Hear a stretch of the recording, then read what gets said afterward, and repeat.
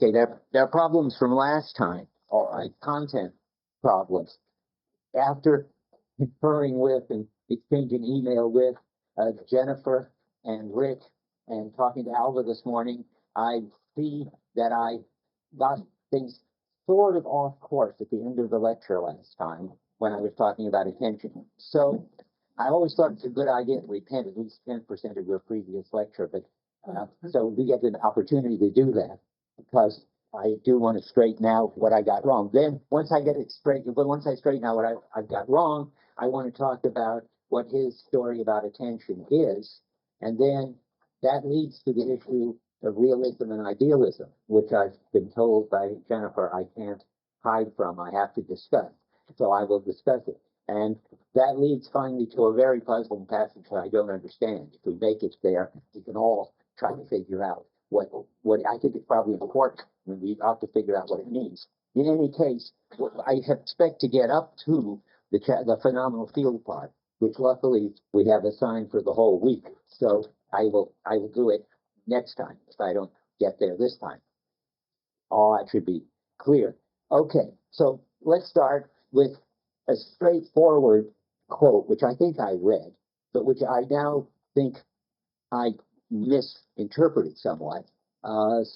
Which is on page 31, which that means in the old version in the second full paragraph, within about 10 lines down on 31.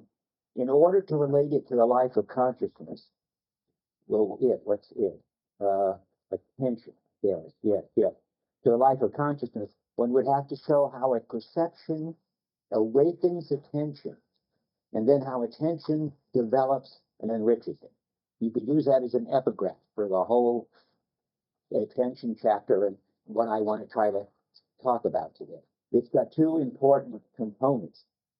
That it's perception which awakens intention. Intention isn't first. Intention is a response. That's something I want to say a lot about, which I didn't say anything about last time. And it's a response which develops and enriches attention.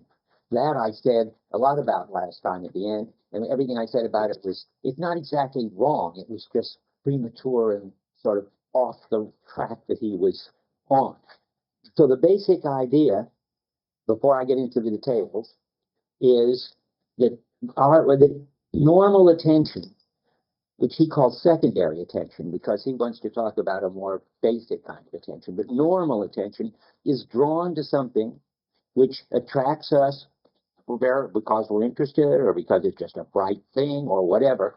And it could be because we're looking for something, could be because it just grabs us. We're drawn to something. And when we do, it was in the background, but then it becomes figure. And what was figure before gets changed into background. That's good common sense story. Now, and he's going to elaborate it. Now, he's not going to take it back. He's perfectly happy with that kind of everyday attention. He thinks it's exactly what we normally do. He just thinks that there's an even deeper kind of attention that has the same structure that he wants to call attention to. But before we do, I went off now and said a whole bunch of things which weren't quite right. I said analytic attention in our everyday experience has a positive job of opening up the conceptual world of substances and properties. Well, that's just wrong in every dimension. I mean, we're not talking about analytic attention at this point. We're talking about everyday attention that turns backgrounds into figures and figures into backgrounds. Remember, analytic attention is what breaks up gestalts into elements. Analytic attention is what the empiricist, without realizing it, uses, and what the intellectualist makes a big fuss about, because that's being awake, being clear-headed, is to have the kind of attention, the analytic kind of attention, that breaks up the gestalt, which is a sort of a confusion from the intellectual point of view, and shows you, remember, the sensory core, the elements. I shouldn't have brought analytic attention in at all, but also, we're not talking about how to get to the conceptual world of substances and properties yet. He does need some time to explain how we get an experience of determinate objects, substances with properties. But that's not what he's doing here. Then I said something about motivation, which is right, but we aren't ready to talk about motivation yet.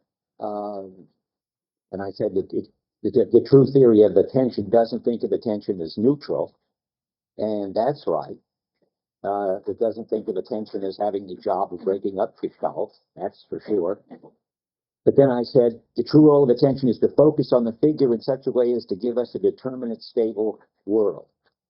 That's right, but that's something for later. That's not what this chapter is about. But then I said rightly, and we'll get back to that, very important, that we retroactively cover up the indeterminacy that our attention makes determinate. But I didn't explain it right or at all. Okay, so much for that. Now scratch that in your notes and let's try again. So now we're on to something new, or at least sort of new, called, I think, would be called primary and secondary attention. So those are not big technical terms for him. He just uses the words in passing. But I told you already about everyday or secondary attention. Now I'm going to tell you about primary attention. And now this is going to be a critique of both the empiricists and the intellectualists who can't understand attention in the basic way that it functions in giving us a world of objects at all. That's primary attention. So at the top of 33 in ours, and lost in some huge paragraph in the other, so huge that I better go from the end. About 20 lines above the paragraph that begins against this conception. But for all of us, the top of 33. Empiricism cannot see what we need to know. Okay, here's this nice way of framing it.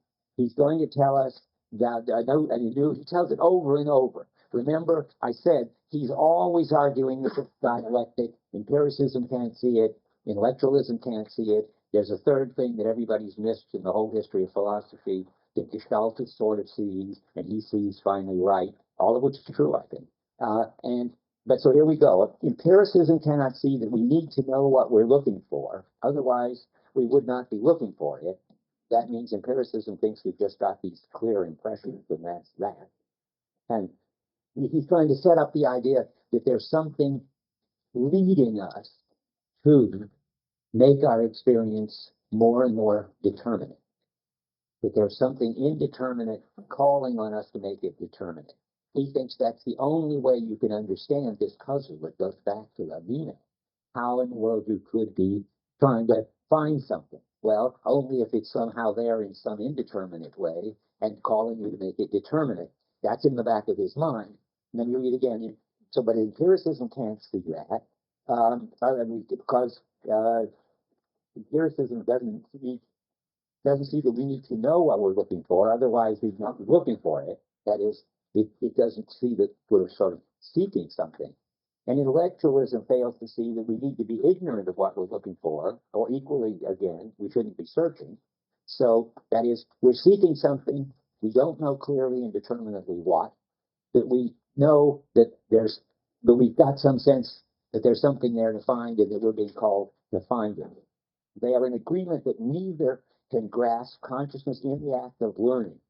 That is really now making this indeterminate solicitation, this indeterminate call determinate. That would be the kind of learning. They are in agreement that neither can grasp consciousness in the act of learning, and that neither attaches due importance to that circumscribed ignorance, that still empty but already determined intention, which is attention itself. I don't like quite that phrase. I mean, I think that's very bad for him to say, empty but already determined. That's just exactly not what he wants to say. Unfortunately, the French says it. But what he means is the still empty but already somewhat determined. I mean, it's got to have enough content to be calling you to get it, and enough content so that you can get it right or wrong. But it isn't determinate until you get the right body set to unlock it. I don't know where that is in Merleau-Ponty. I was looking for it because I think that phrase is very nice. He talks about how we have to get the right body set in order to unlock what is calling us.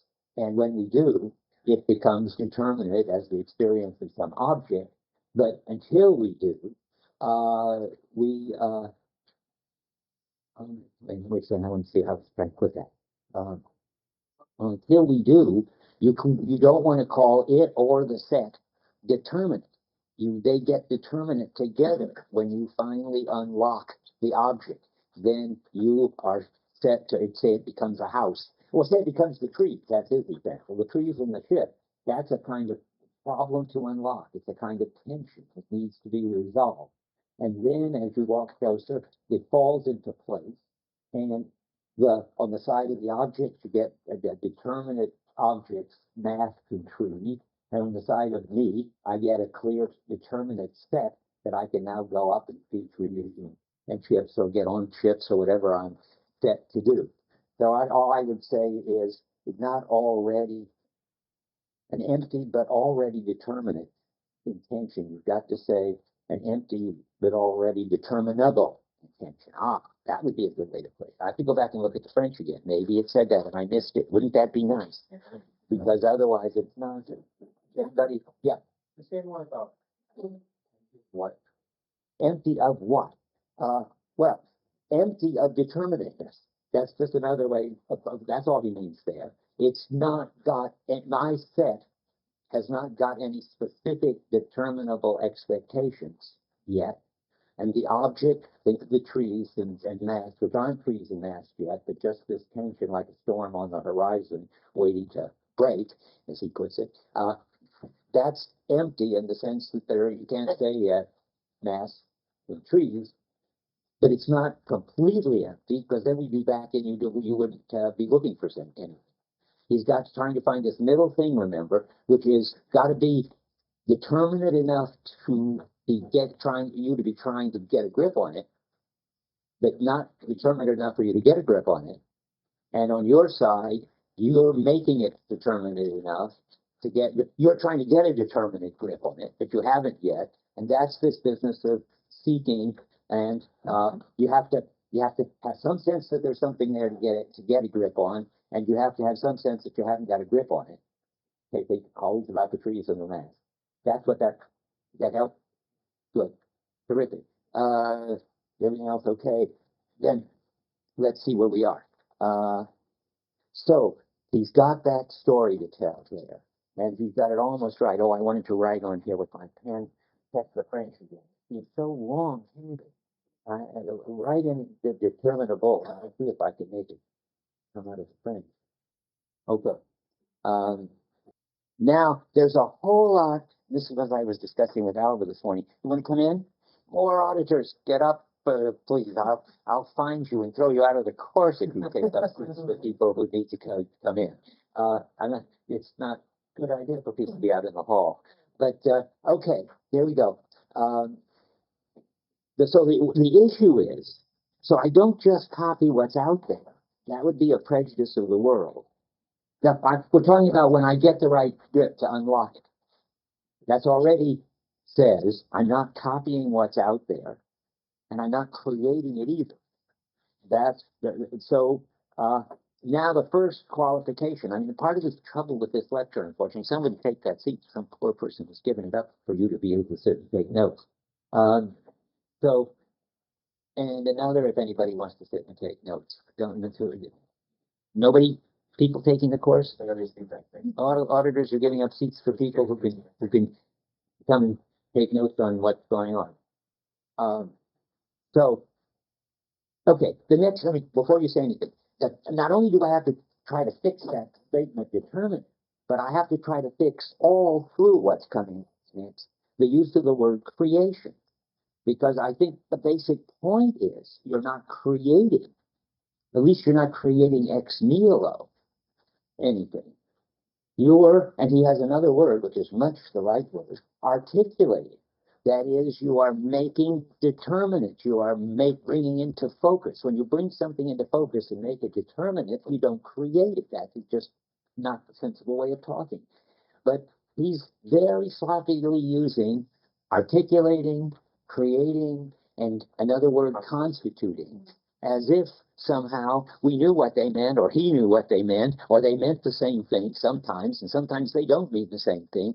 It's always like, why didn't he write another draft and give it to some people to correct? But anyway, I'll correct it. He should have given it to me. Yeah.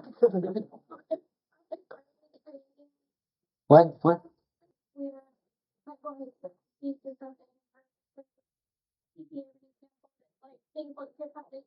Yes, yes. Well, that's what I want to call articulating. The only reason I don't want to call it creating is it sounds like a blank canvas. There's nothing there, and then you put something on it. And the whole point is there's something there, this problem, this solicitation, this thing like a storm on the horizon, this indeterminate tension you're trying to get a grip on and unlock. So it's like when you unlock something, do you create anything? No, you manage to bring out something that's there, I think. I mean, Alvin and I discussed it, and I'm really bouncing off that discussion. Yeah. The minor note, could you comment a little bit more on the use of the term constitution? I'm going to get to it.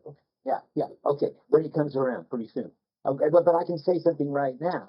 The Constitution could mean what it means in Husserl, in which case it's pretty much creation ex nihilo, because in Husserl, he has the form and matter picture. There's pure hyle, which is just Greek for matter. And then there's conceptual form, which consciousness imposes on it, and it's pure intellectual tradition. He considers it at a certain point in here without naming it. But it's not like that.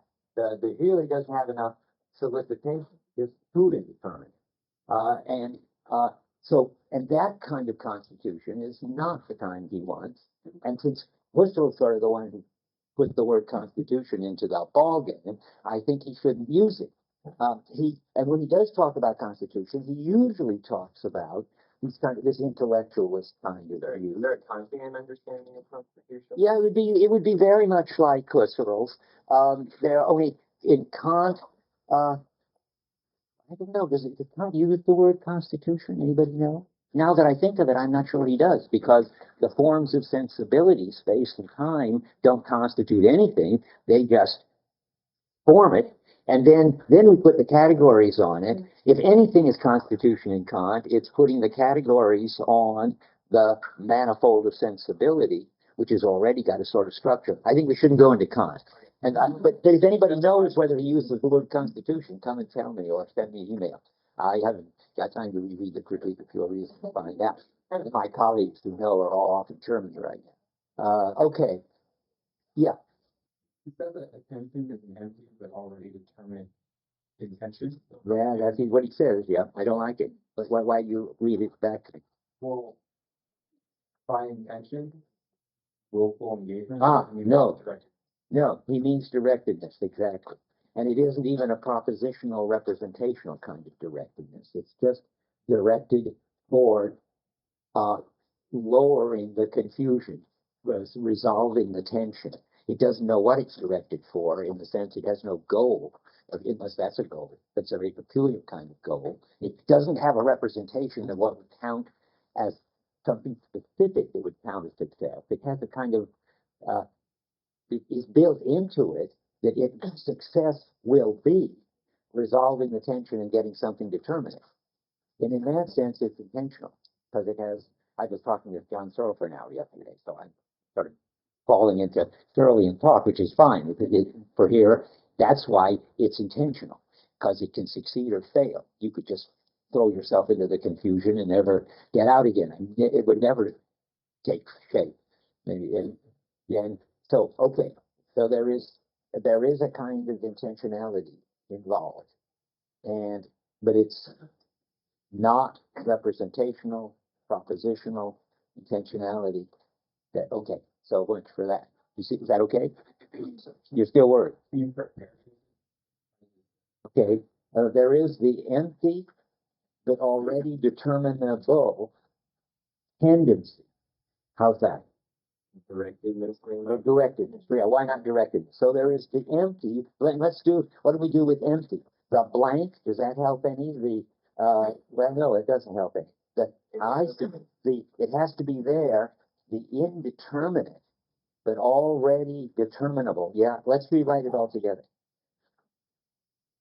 So, because I think he's right to sort of obsess about what that sentence means. So the empty there means indeterminate. There's no particular properties it has, but already determinable, directed.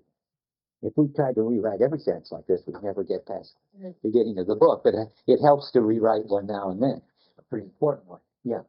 But picking up on what Mike is saying, do you understand these sections as leading to the vote to the idea of motive and That's right. And- That's right. directedness in the sense of appetite? No. Well, there is a sense where you talk about with the term you keep using, tendency solicitation. solicitation. Yeah. So it strikes me that this passage does lend itself to a more appetitive reading of the word attention of perhaps like want. I see. Or Well, where? The empty but determinable neediness or something, Want. right? Or want. desire. Desire. Or intention. Yeah, Well, those are all intentional notions, of course. you're right. You're right. I mean, when you look, when we get done with it, we could rewrite it again. It's the indeterminate but determinable. I can only say neediness. We don't have a word like desiriness, but that's the thing you're getting at. That there's something that we haven't got that we want. Or attraction. Attraction. Maybe let's try that. Indeterminate but determinable attraction. Maybe. I mean, I hear from attraction too much as if there was something determinate there doing the attracting. And if I want to put it on our side, there is something that we sense that, because it's all in, remember the context, I of guess looking for something. I guess attraction in the way in which you were attracted to the backside on the street before you saw. You had an attraction to it. Yeah. I think you build in things there that are nice but additional to the essential point. So I'm going to stick to something like neediness is all I can think of if you have to put it in there. Because you have this, it's like a question that needs to be solved. It's in the context of that. But it was something we're looking for. How about seeking? Huh. An indeterminate but determinable seeking. Will that do? Yeah. That's good. That's the kind of directedness it is. Because you could have a directedness where you just stare at something, you don't seek it. But how can it be intentional in John Searle's sense if it's indeterminate? It can't. That's why I was sort of trying to just say it was not representational and propositional. In high aspect of Searle's sense, it is. But John was telling me yesterday that any Merleau-Ponty-like point can always be put in terms of success conditions in a very broad sense, because then you're asking, well, what is it? Well, it's seeking determination, but that isn't the normal kind of propositional representation because of its indeterminate. Whereas in John, you would find more of the paradigm kind of intentionality is you're trying to achieve some goal and you know what the goal is, you just haven't got it yet. Here you don't even know what the goal is, except in this very different way that the goal is to get it clear enough so that you can deal with it. The goal is to figure out what's there. So there's Yeah. the shit. You don't know what's there, but you're trying to get a grip on it, and intention is you're trying to is the actual change in consciousness that leads you to form the figure on the ground. Well, it's not the changing, it's what leads you to change, to have this change of consciousness and get a figure in the ground. I don't think we're disagreeing. But instead of so could you phrase it as having the conditional satisfaction of trying to figure out what's left? Well, then you've got there is an X implicit in all these statements. Right, Stuff like exactly. That's why That's why it's an indeterminate trajectory, just moving outwards. You can get past the Searle. Okay. That is something about other than itself. So you don't have to get a there is an X. Yeah, but you do have to get a kind of seeking it, put in the terms of searching. And then it's all right. I mean, I don't mind if it's like Searle, as long as it's not a determinate kind of representation of a goal which you already know, where the emphasis is on the activity of achieving it. Here there is no goal yet. Right. And the activity is, the emphasis is on finding out what's there. Right. Well, I would consider that to be the goal. Well, yeah, but it's a different sort of goal, that's all. Higher level. Yeah, or some different level anyway, and that's right. So it's a kind of intentionality, and it has the conditions of success and failure. I like to call it conditions of improvement because you can get more and more determinate, whereas generally the way Searle thinks of it, you either get what you get satisfaction when you achieve the goal. Here, what you do is you're pulled to get a better and better grip on it. But that's still, you could succeed or fail. Yeah. So we're not making any, I'm not disagreeing. If I were disagreeing, let me think of it. I think this is too complicated to explain. I'll try to tell you how I would disagree with Cheryl. Do it. All I can say is this sort of unhelpful and uninteresting thing that the background functions in a different way, in the way Merleau-Ponty thinks about it. Cheryl thinks about it. Someday I may be able to say this when we've got more stuff on the table and I've thought about it. Yeah. It kind of reminds me of the relation that next up between intentional safety and intentional. You didn't say that last time, too? Am I having a hallucination? Somebody said that. Now, I keep thinking that doesn't seem to me the right way to think about it. I don't want to think about it that way. No intentionality with an S. In fact, no more intentionality with a T. Let me get back to this. I mean, if you, by the way, want to clear with your TA thinking about this, and so I think it's a very illuminating enterprise, but you'd have to convince your TA that you already knew Searle and that your job was thinking about this.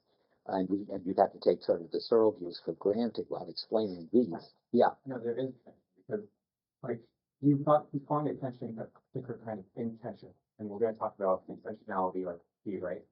But somehow the intention that is attention is both determinate and indeterminate. So naturally you wonder, well, how to determine and how to use this? Well, what's minimally necessary for the intention of the T to be determined is the direction. So that's what intentionality is. What's indeterminate about the intention is what it's directed towards. So it sounds like you call the intention a kind of direction without an end. And that's a little bit like an intentional report, because the intentional report cuts out a hole that can be filled in. So, so in a way, I'm not drawing equivalence between them, but just kind of an analogy. Okay, well, okay, but don't say more, just because what's important to Merleau-Ponty and me right now is the sense that there is this seeking to fill it in, and that it's drawing you to fill it in. It's already somehow, it's already there pulling you. That's like the storm on the horizon story. I don't know whether that's with an S. It's more than a hole. It's sui generis. It's unlikely that it's going to look like anything in Searle. I mean, I don't want to talk about it more except in office hours, because we're talking at a level and with jargon that is not going to be helpful to lots of people. Okay, now I'm ready to go back to this, or I'm never going to get done. Okay, so it's misleading to bring in creation, I think. It's not the way you should talk. He says in the middle of 34, and Rick alerted me to this, to my horror, that there is literally a question of creation. I don't think there's certainly not a question of literal creation. We'd have to go back and see if we could save that one from the French too. I mean, but I don't think there's any question of creation at all, however you throw the literally or the creation. So I just cross that one out. What about the object of creation?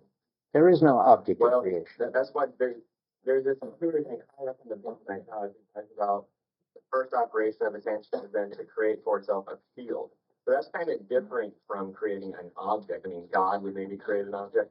Yeah, I agree with you. And maybe creation is like the organizational aspect of things you're talking about. Well, I don't know what it means, but it comes in every once in a while, not just in this context of this particular sort of brain injured person that he's talking about, as I recall.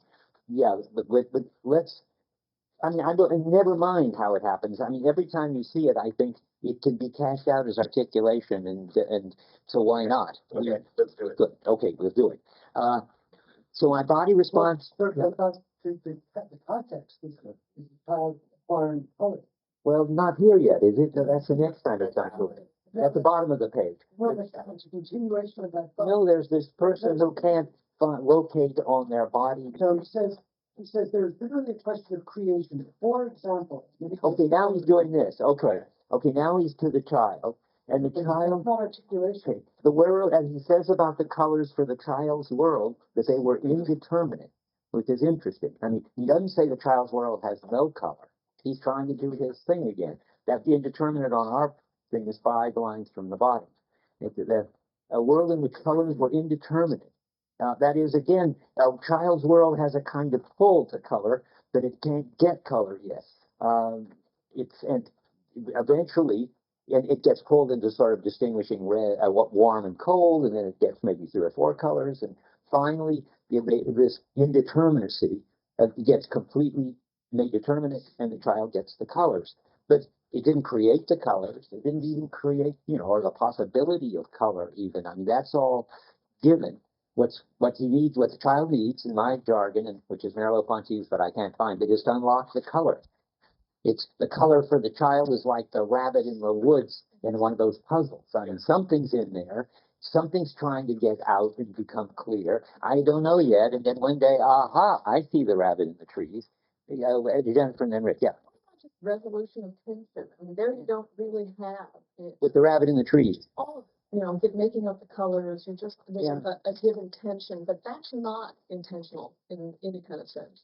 Just tension. It's like a Searle's anxiety that's undirected, but there is some sort of resolution. There's always, and I'll give you lots of quotes as I get along. Everybody's jumping ahead, but that's all right.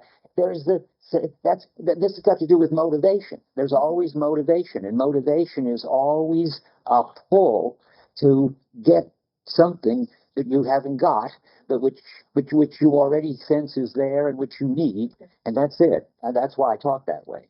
Rick. So in this question of creation, so he says that the colors were indeterminate. And so what's kind of contradictory about that is if the colors were for the developmental child, they're already there and created, so to speak, in this indeterminate way. And then there's this other act of creation, which I guess has been making it. Well, he's got to be careful because he shouldn't say that the colors were there indeterminate. What he should say is something's there indeterminate. I know he does, but what he's thinking is something is there. Something there is indeterminate, which when it gets to be determinate will be colors. That would be the nice. That would be the right thing to say. Well, we have to write this over bit by bit. Could somebody close the door? There's a kind of cold wind across here, which normally I would like, but somehow right now I don't. If it gets too hot, we can close it again. And just to emphasize, well, the reason why we care about this is that, the real question is to see an idealist. Well, yeah, we're getting there. I hope we get there by the end today, of course. And the answer is complicated. Maybe. Well, lots of distinctions, which we'll get to. Let's see. So I don't want to bring in creation. My body responds to the solicitations in the ground and brings out a new figure from out of the ground. That's how he says it. And right after where we are, the colors, next paragraph. Now attention, this is has to be conceived on the model of these primary acts. The secondary attention, that's everyday attention, which would be limited to recalling knowledge already gained, would once more identify it with acquisition. See, all he's saying is that you have to do this primary thing of getting the object determinate in the first place before you can then switch back and forth between the object and the field, and sometimes you pay attention to the object and sometimes you don't. That's secondary attention. He wants to use the same structure, remember I said, but he wants to go to something that makes that ordinary attention possible. And now, to pay attention is not merely further to elucidate a pre-existing data. That's what we normally do. We pay attention to the lectern, then we're just paying attention to some pre-existing thing, which was in the background and now is in the figure. We do that. But that's not what he's interested in here. It's to bring about a new articulation by taking them as figures. Think of the mast and the ship and the trees. They are preformed only as horizons. They constitute in reality new regions in the total world. That is, the colors are one example for that. I wonder if the trees and the boats, I should say, is really secondary attention. I mean, because you already know what trees are. You already know what boats are. That's secondary attention. What he's interested in is learning about some new something or other for the first time. That's primary attention. And notice they have the same sort of structure. The difference is you already know what trees are and masts are, and you're trying to get that to sort itself out. It's not like the child already knowing what colors are, and in a situation in which something is blurry, and then it's so dark, and then finally they manage to see the color. It's not, they don't know what colors are yet, and that's the primary story. So let's see, but the important commonality, the structure, is that you articulate something into a figure which was on the horizon before. And that means on the horizon in the sense that in the background, that's synonymous.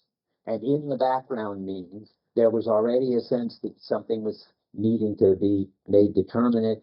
There was already, you were seeking to get a better grip. There was a sense that there was something there that you could get a better grip on.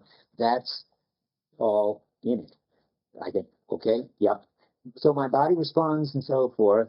And I said in my notes, the ships, but now I think that's second. Remember where the chips are. They're on page 20. I'm not going to go back. Well, I keep using the language of page 20, so let's look at it. Because though it's secondary, it's the same structure. So let me go there to, if I walk along the shore way back, I just want to stick to the middle of the page. The unity of the object is based on the foreshadowing. This is what's the same, of a similar structure. The foreshadowing of an imminent order, which is about to spring upon us. They're applied to questions merely latent in the landscape. It solves a problem set only in the form of a vague feeling of uneasiness. That's the general way of talking about attention, which is the same whether it's secondary or primary. It's like the thing I began with on page 31. Perception awakens attention and develops and enriches it. And attention is about how that happens. But now we're looking at the primary kind, which is the kind that is something like creation, but better called articulation. It sounds, yeah, I just said it, misleading to call it creation. It should be called articulation. See the bottom of page, see page 45. Notice I just ran over it too fast. To pay attention is not merely to elucidate pre-existing data, it's to bring about a new articulation. I didn't make up that word because of the word he really needs. To articulate means to focus, to make clearer, to see the joints of, to see how it all hangs together. That's what he's talking about. And he also says constitution lower down. And that's Husserl's word, but let's skip a little. The miracle of consciousness consists in its bringing to light through attention phenomena which reestablish the unity of the object in a new dimension at the very moment they destroy it. That's okay. I mean, I think that's not always the way it is, and I don't think we should stop to think of examples. Thus, attention is neither an association of images nor the return of itself to thought already in control of its objects, but the active constitution of a new object. Well, if constitution means the same as articulation, yes. But if it means, like in Husserl, imposing a form on an unstructured matter, no. And which makes explicit and articulate, that's good. Making explicit, is another version of articulation, except making explicit is also not a good idea. But we could cross that word out while we're editing it. The reason it's not a good idea is when you talk about explicit, you usually think of it as already implicit. Now, there is a sense of implicit where it's in the indeterminate, but there's only one right way to making it determinate. And in that sort of way, the determinate's already implicit. But it's a misleading because usually implicit means it's just there already. And you can bring it out. If I say such, I don't know, do I need an example of normal implicit? There's a big fat book by Robert Brandon called Making It Explicit, and it goes on and on and on about how all the structures of what Merleau-Ponty would call intellectualist stuff is in there all along, and we can bring it out. And it's a good job of philosophy to bring it out. It's really, I know, that was just blabbing, but here's the right thing to say. The sensory core people believe that the sensory core is implicit. And when you break up the perceptual field, you make explicit what was in there all along, namely the elements, which were implicit. That's bad. That's one connotation of implicit, and we don't want it, because it isn't as if the elements are in there all along. It's just indeterminate uh, solicitation or tendency or what is this word? What was nice about the math? That vague uneasiness. Yeah, the vague uneasiness, right? Uh, Foreshadowing. Yeah, good. So now, now I'm going to get rid of it. We're going to get rid of implicit as soon as I find my. Oh, Merleau-Ponty, come on, what? Go on, and we can't edit his book. Where is the implicit? Oh, yeah, here it is. Okay, the 5 lines from the bottom of 35.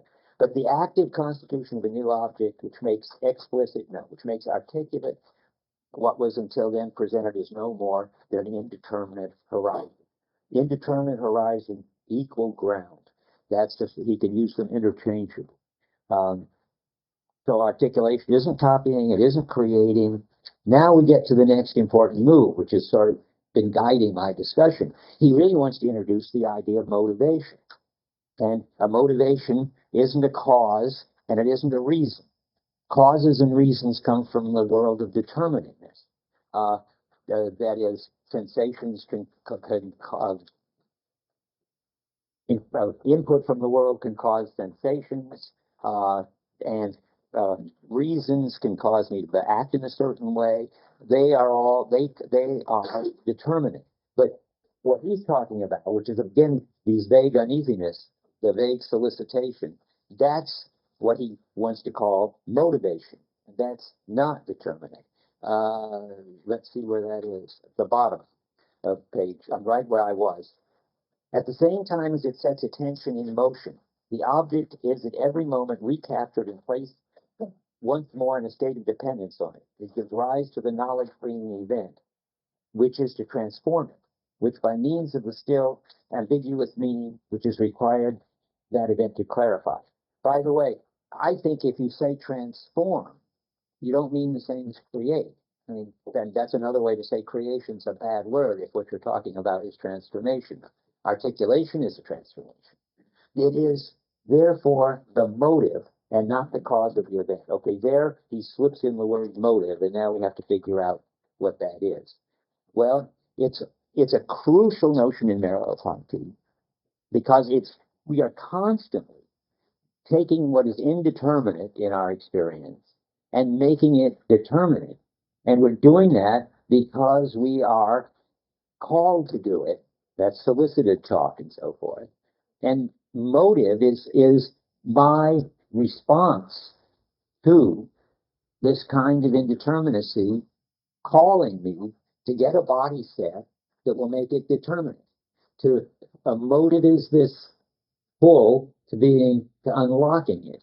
And he uses it in all sorts of ways. I mean, from where the binocular vision motivates a sense of distance, because if there was something wrong so that I saw 2 images in the scene, which were not quite superimposed, I would try to put them together. But for his way of thinking, it's the body schema outside of consciousness, which, because of these 2 images don't quite fit, is pulled to get these images together and to produce an experience of distance.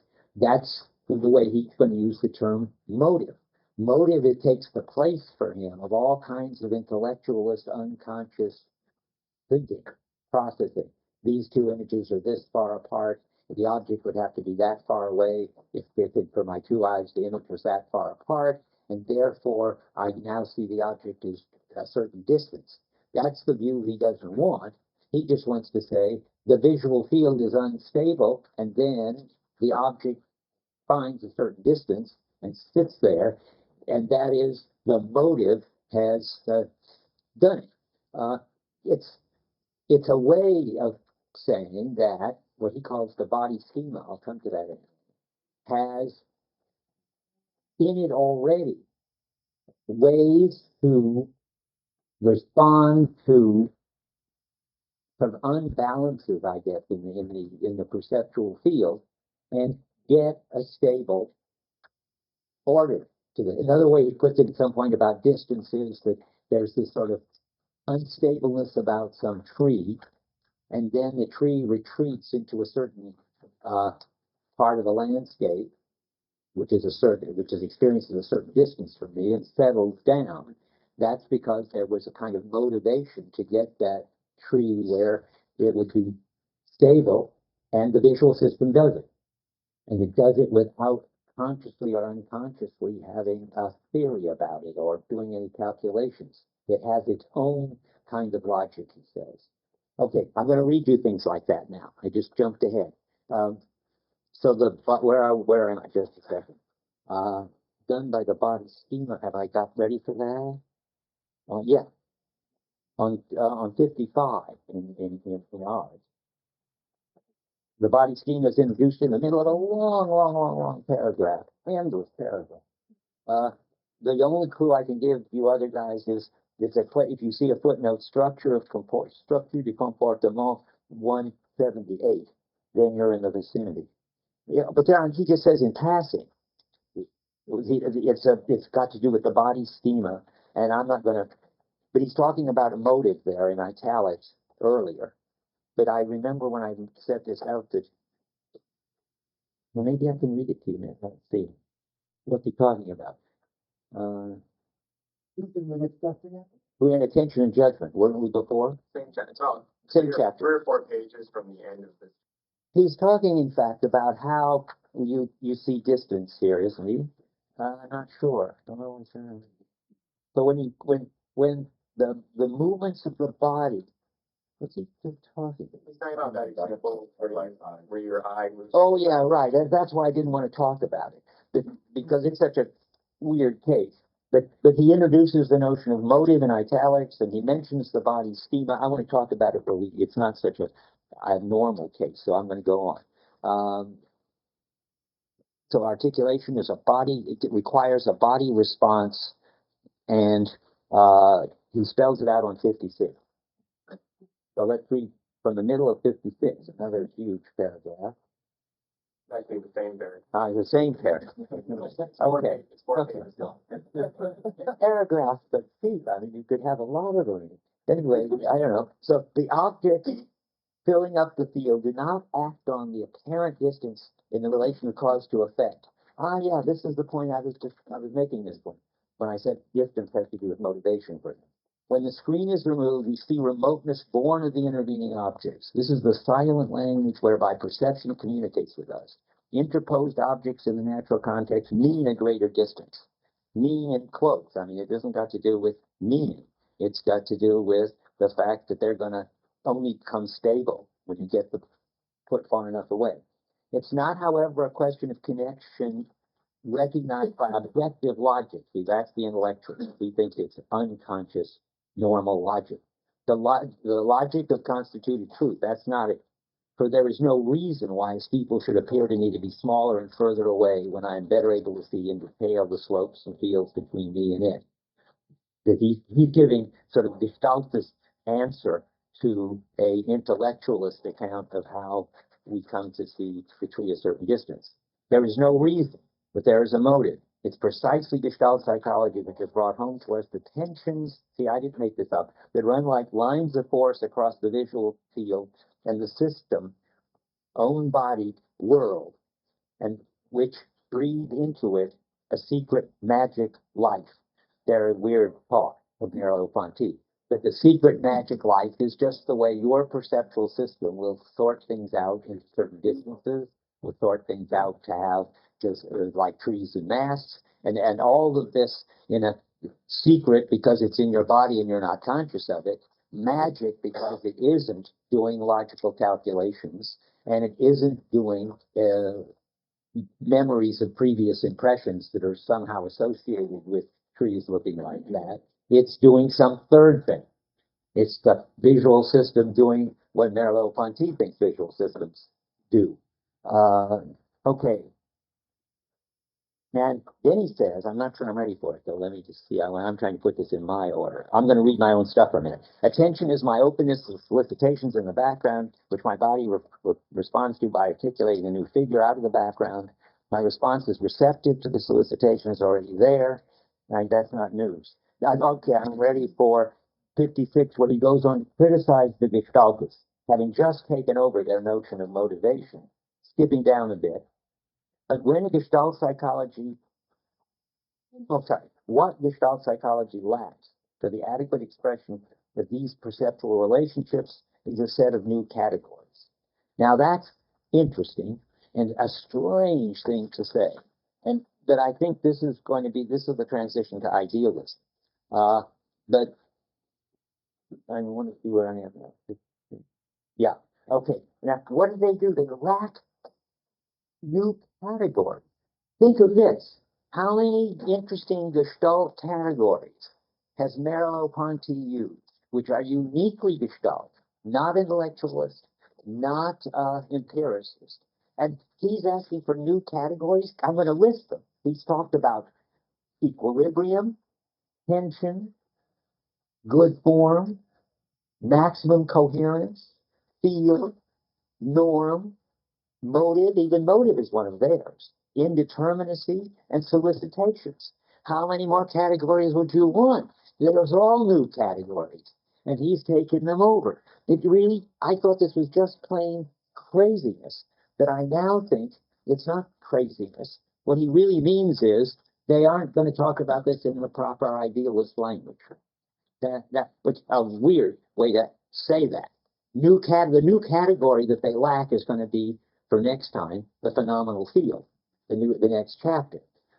They've got fields all right, and they've got phenomena all right, but there's a certain way of hearing phenomenal field in a quasi idealistic way that they haven't got, because he thinks there's something wrong with the Gestalt people because they're naturalists, because they believe that there's a physical world and that the brain is functioning according to the laws of physics, and that they ought to be able to find fields in the brain to correspond to the fields in perception. He thinks that's just wrong. I think that's absolutely right. I'm all for the Gestaltists, but we don't have to take sides here. The important thing is, for him anyway, and this I think is utterly unfair. He says on the next page, about 2/3 down, Gestalt psychology, which like all psychology is imprisoned within the self-evident truths of science and the world, they do believe in science and the world, can choose only between reason and cause. Well, that's not fair. The Gestaltists are the one that introduced the notion of motion, which he just took over from them. What he means by that, it isn't just a slip-up, it's worse. What he means is they're looking for the physical causes behind the motivations. They want to find out how the visual system works as a physical object in the physical world. And I must say, more power to them. And as I say every once in a while, Walter Freeman has made progress in this respect, and J.J. Gibson has made progress in this respect. I mean, it's true that at Merleau-Ponty's time, the neuro people didn't have anything helpful to say. And the Gestaltists, when they looked for their fields in the brain, which they actually didn't find any that corresponded to the fields. They were hoping to find the ways in which the fields in the brain came to equilibrium, the way the perceptions, say, of the trees and the folk the masks in the trees came to equilibrium. They were thinking, look, soap bubbles come to equilibrium by the least action making them into a sphere. We ought to be able to find the least action principles going on in the brain. And they didn't. But yeah. I think there are two issues here that we need to distinguish. One is the prejudice of the world, which the Gestalt psychologists are making as well. Are they? The Gestalt, everybody is pretty much. So they also believe that there's this determinate world. I mean, it's a presupposition of naturalism. That the prejudice of the world amounts to presupposing from the get-go that there is this objective world of natural science. Okay. I'm going to get to that. I see what you mean. Yeah, when I talked about the lines in the lower liar illusion, which is how it came up in Jennifer's seminar. Yes, there's a double objection to Gestaltists. You're giving the sort of idealist metaphysical one. Right now we're just getting the fact that they shouldn't be naturalists. Later we're going to find out, right. and they shouldn't believe in physical causality. Later we're going to find out they shouldn't even believe in the objective external world. But all I said, that's a distinct issue from the other issue, Mhm. which is whether or not what's really out there, as Searle would say, is brute meaningless stuff. Yeah. And we're imposing the observer relative meaning onto the brute meaningless stuff. So the Gestalt psychologists also believe in that. Do they? I think so. And that's where he's going to disagree by saying that, you know, I'm not convinced about that. You'll have to tell me that later. You can check down that page. Really? I don't know. Let's look. The imminent meaning in italics. Wait, well, where's the imminent? So right after what you're reading. Now it's Okay. Let me read that sentence. Now, as we've seen, the perception of our own body and the perception of external things provided an example of non-positive consciousness. That means not explicitly directed toward a determinate object. That is, a consciousness not in possession of a fully determinate object. That's what he's interested in. That's the That of the logic lived through. That's motivation, which cannot account for itself. And that of an imminent meaning, which is not clear to that's itself. the second part. Yeah, but that's fine. He's all for that. That an imminent meaning is not clear to itself and becomes fully aware only through experiencing certain natural signs. Now read the next sentence. Okay, about Gestalt. these phenomena cannot be assimilated by objective thought, and that is why Gestalt psychology. Well, that's what I think is wrong. I mean, I think he's just cheating. The Gestalt psychologists have been describing in detail how imminent meaning becomes explicit, how the indeterminate becomes determinate. That's their game. And no, I don't think so. you don't think so? I mean, it's a question of what Gestalt psychologists are trying to do and what he means. Maybe he's misunderstanding the Gestalt. No, I think he's not misunderstanding them. They're trying to do two things at once, which I think is okay, and he thinks is illegitimate. They're trying to give a motivation from indeterminate to determinate, from unbalanced form to form, story about our experience, and then trying to find a causal basis for that in the brain. And that naturalism, that belief in the physical world, is their problem. Okay, I agree with that, the way you put it. Yeah. But then the question is, for example, if we just take water, is water drinkable? Mhm. Is that an objective property of water or a subjective property? Is the drinkability of water in the water? Are we imposing the meaning on the water? I think the Gestaltists would be happy with a Gibsonian talk of the forces. Why shouldn't they say the water looks to us? In fact, we know they say that. The water looks drinkable. But if they say that, then that's not the objective world in the sense that Merleau-Ponty is going to criticize. That's right. Because the world that from the physics department Yeah. tells us about H2O, but not about the drinkability Right, of water. right. But notice that it's just unfair to the Gestaltists to say that they aren't aware that the water looks drinkable and the woman looks lovable, and this is what you quoted this. Yes, that's Kafka. That's Kafka, one of the big of the two. There are two big Gestalt people, Wertheimer and Kafka. I get quoted all the time in the footnotes cited. So the Gestaltists were the first to make a big fuss about affordances. But they were still Cartesian. Well, let's go. We'll get there. I mean, but it's unfair to say that they didn't have any notion of motives and they didn't have any notion of affordances. They only believed in the realism of causal thinking, which is at the bottom. That unless he just hasn't been reading a word of it, which makes no sense. He must have. He means there that they expected to find objective, determinate, independent, physical, causal stuff underlying what they described, and they can't do that. Isn't that? Are you disagreeing about that? I agree with you as far as the truth of the matter goes, I think, but maybe we're disagreeing on what we're looking at. Okay, well, I'm trying to help him out as usual. I think that's kind of a problem because, maybe he really just does have a couple wacky views. Okay, well, this would be beyond wacky. This would be sort of schizophrenic, having just used all this Gestalt talk about motive, indeterminate, affording, soliciting, and so forth, to say that they don't have it, and that they need new categories so they can talk like he did, when he was just talking like they did. That would be too crazy for words. So I'm doing this. I can't believe even he's that crazy. Anyway, so here's what I think. He knows all that about Gestalt psychology, and he knows that they made this big mistake from his point of view of expecting to find causal basis, causal correlatives in the brain for what they were talking about. And as I keep saying, they didn't. But I want to say just one last time that Walter Freeman does. The fields are now chaotic attractors. They didn't know about chaotic attractors in his day, although he had this one amazing moment when he said what goes on in the brain should be described in terms of vortices, not I don't know where he got that, but he was looking in the right direction. They were deep, they didn't have it, and the Merleau-Ponty thinks that they shouldn't have it, and that he even had an idea about how the brain should be described is really alien to his project. I wonder if I should say anything about this. For those of you who've got the structure of behavior, and look at these interesting footnotes, taking you to interesting parts of the structure of behavior, there he's very interested in how the brain does it, and has proposals and objections and so forth.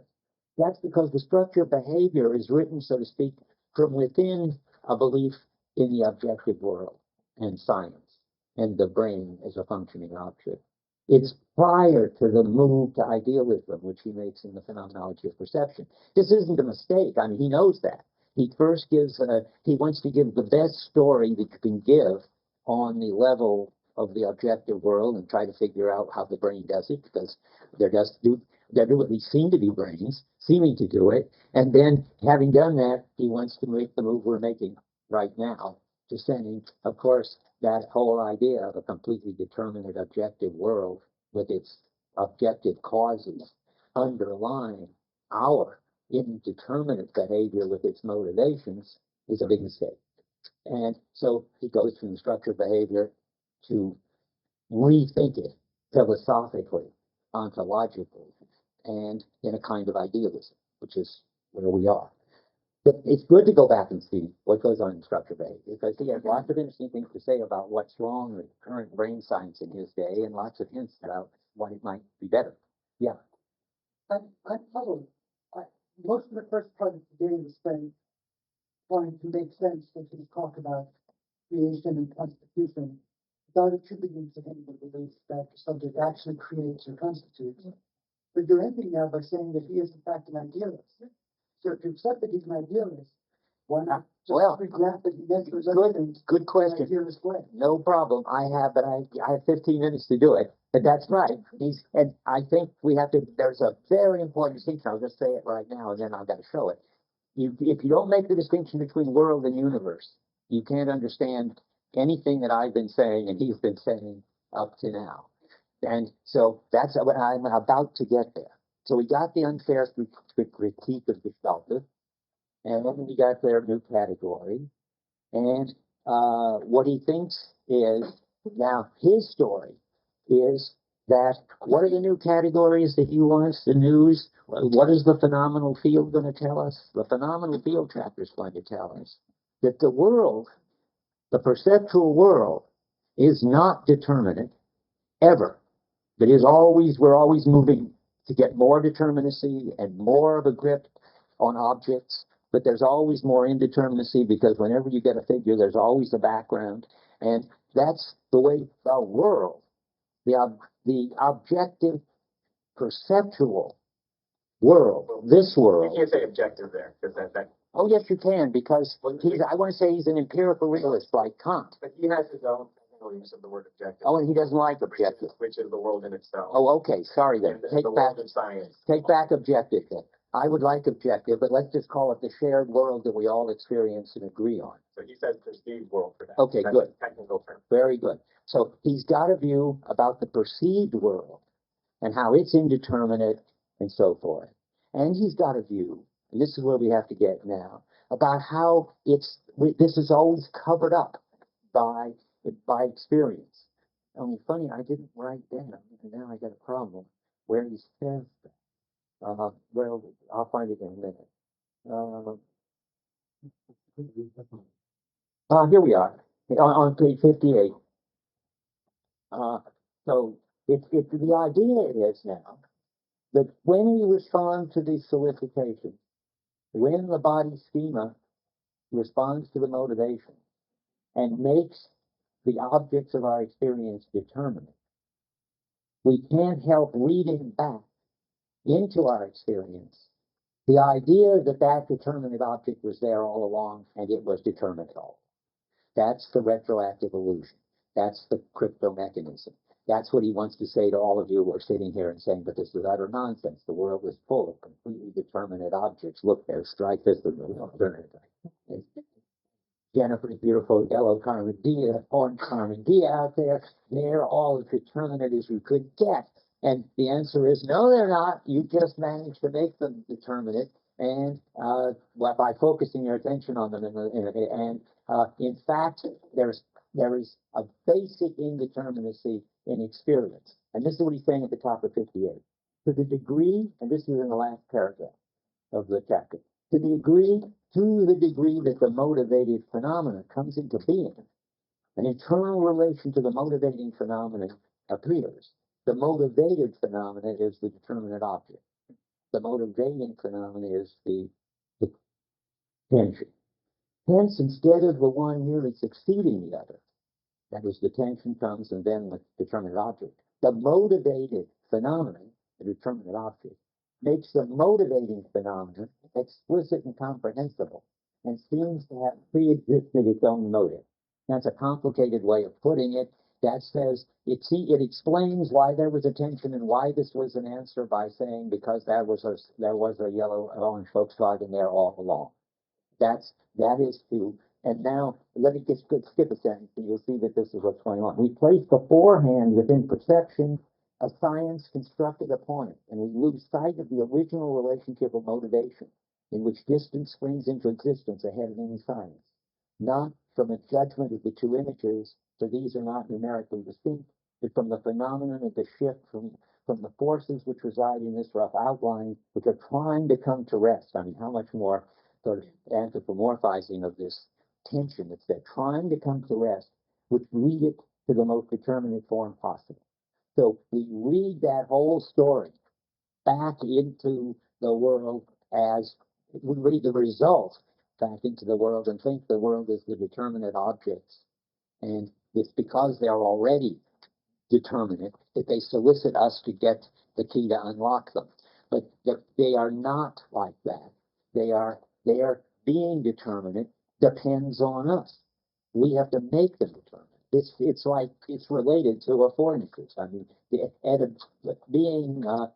affording eating is not a feature of things in the universe, and neither are these determinate objects features of things in the universe.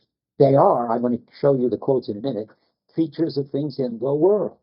The world is this perceptual shared experience of lots of determinate objects, but always falling in and out of determination, covered up by this tendency to think that it's all determinate. I see a hand up there. Go ahead. The question I was going to ask is that you're going to make a distinction between the world and the universe. Oh, I'm getting there. We're still in the world story, but almost ready to get there. Let me see now. I just want to say, where is it now? Okay, we've explained it all. Oh yeah, there's a crucial line. I keep saying something, or I thought I'd been saying it, about cryptomechanisms. To do that, you have to jump to the phenomenal field chapter, a paragraph that begins, this phenomenal field is about 5 pages in, and it's way in a paragraph that begins, this phenomenal field, about 2/3 of it. Now, nothing is more difficult than to know precisely what we see. I quoted that once before. There is a natural intuition of a sort of crypto mechanism, which we have to break in order to reach phenomenal being. Or again, a dialectic whereby perception hides itself from itself, and although it is of the essence of consciousness to forget its own phenomena, although thus enabling things to be constituted. Now, constituted here means articulated or to take shape in our experience. It doesn't mean mind imposing form on matter, but things coming into clarity. It enables things to come into clarity, to become determinate. This forgetfulness is not mere absence. It's the absence of something which consciousness could bring into its presence. Now, that little clause says, well, we phenomenologists can break the crypto mechanism. Otherwise, he'd have nothing to write about. He's just saying, yes, of course, it's all covered up. Yes, of course, you think there's objects out there all already determinate, causing you to have these experiences. But if you read this book and you look at experiences like the trees and the masts in the trees, and you look at brain injured people, and you look at children, and all this, will lead you to realize that there is this indeterminate perceptual world, and you will be able to break out of this. Although, whenever you leave the study, like Hume when he left his study to play billiards, then he couldn't anymore even remember what he was, the weird things he was saying. So I think Merleau-Ponty, when he eats dinner, probably thinks the dinner is completely determinate. But if you're doing phenomenology, you can resist that. Okay, now we get to idealism. So we're going to criticize Gestalt realism. Let's see where I think I've already done that. I'm not sure. So I'm going to go back and look. Well, not really. I think on 54. Have I read 54 yet? Oh, I don't know, but he criticizes his strong realism when they're left. Okay, but there's a reason why I want to do it back there. So let me go back to 54. And now I don't know where I am for the other guys, unless I've cited it already. It's after that long footnote. However, he says, however, the psychologists, it always means the Gestalt psychologists, who practice the description of the phenomenon are not normally aware of the philosophical implications of their method. No, I haven't read that yet. This is the transition to idealism. They do not see that the return to perceptual experience, insofar as it is a consequential and radical reform. Consequential, is that English? I would think in English it's consistent. As far as it's a consistent and radical reform, puts out of court all forms of realism. That is to say, all philosophies which leave consciousness and take as given one of its results. That's enough. So the idea is, once you understand how the perceptual world works, then you understand that there isn't any completely determinate external world, and you can't be a realist. Let me find you more quotes, though. I'm going to read you now. He's turning Gestalt, he's turning against Gestalt realism, and he's proposing a kind of idealism. It's an interesting kind of idealism because it's like Kant. How many have had the Kant course?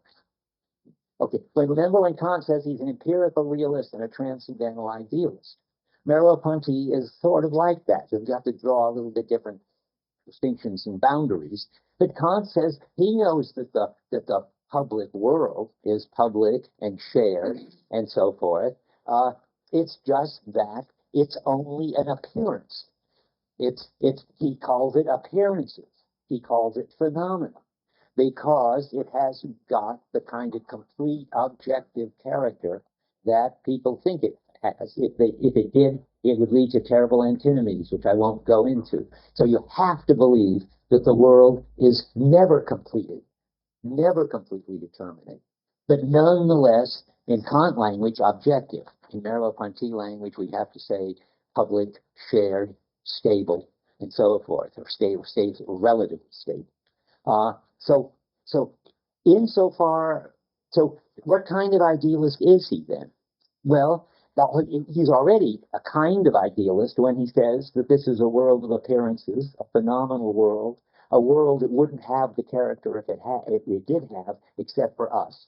If we disappeared, there wouldn't be the indeterminacy changing to determinateness, and there wouldn't be the sort of objects out there with determinate properties, which we retroactively read into our experience. That's pretty idealistic. But and I don't object to that. I'm just telling you where I stand. That he's made a good case for that. That this is a world, the perceptual world is a world of appearance. It's a phenomenal world. And he set you up for this way back on page 6 when he said that we compose the world. I don't see the quote anymore, but I quoted it way back when we started. Why did I? He did say that anyway. We compose the world. So now he's sort of pulled, he's cashed in on that. And that's okay. But what's wrong? Well, what's really, really wrong is he thinks that he's got something to say about physics in the universe. It isn't obvious at all that just because the perceptual world depends on us, that electrons depend on us. For all we know, and I believe, there are electrons out there, and they have a spin, and they have a charge, and they have a mass, and that's all very determinate. Maybe electrons are a little fuzzy, if so, take something else more determinate.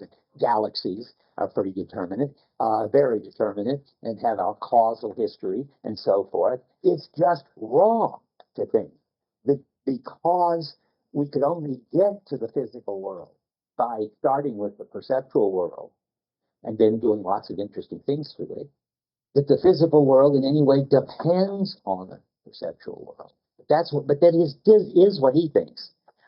He says, for instance, on 11, I just collected the quotes because Jennifer and I were discussing this, and this is just bad, about 10 lines from the bottom.